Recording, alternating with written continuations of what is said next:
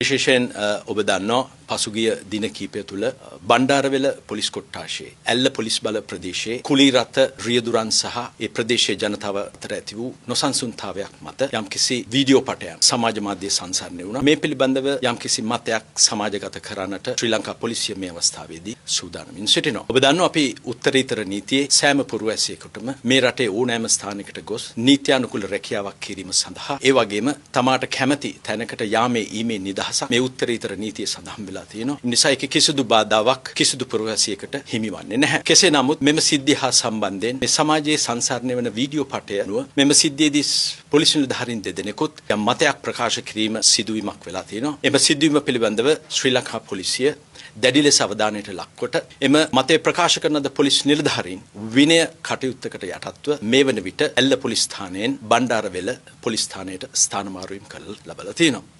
ඒ වගේම පෙර දින කුලීරත රියදුර සහ රියදුරු මහත්මියෙකුට යම්කිසි පාර්ශ්වයක් ඇල්ල පොලිස් බල ප්‍රදේශයේදී සාපරාධි බලහත්කාරය, වගේම පහර දීම, ඒ වගේම කොල්ලකෑම නැමැති වරදවල් සංස්ථාපනය වන ආකාරයට හැසිරීම සම්බන්ධයෙන් මේ වන විට ඇල්ල පොලිස් ස්ථානයේ විසින් සැකකරුවන් තිදෙනෙක් පොලිස් අත්අඩංගුවට අරගෙන තියෙනවා. ඒ නිසා ඊටාම පැහැදිලි පණිවිඩයක් අපි ශ්‍රී ලංකා පොලිසිය ලබා දෙනවා. නැවතත් අපි උත්තරීතර නීතිය පිළිබඳව මහ ජනතාව දැනුවත් කළ යුතුයි. එම නිසා සෑම පුරවැසියෙකුටම අයිතියක් නිදහසක් තියෙනවා. මේ රටේ ඕනෑම ස්ථානයකට ගොස් මුන්ගේ වෘත්තීය නීත්‍යානුකූල වෘත්තීය සහ යාමීමේ මේ නිදහස මේ සියල්ල තහවුරු කරලා තියෙනවා මූලික අයිතිවාසිකම් වලින්. එම නිසා නීතිය අතට ගනු ලබන කිසිම අයෙකුට හැම අයෙකුටම විරුද්ධව පොලිසිය නීතිය ක්‍රියාත්මක කරන්නට සූදානම් කියන එක පණිවිඩය අපි සමාජයට මේ අවස්ථාවේ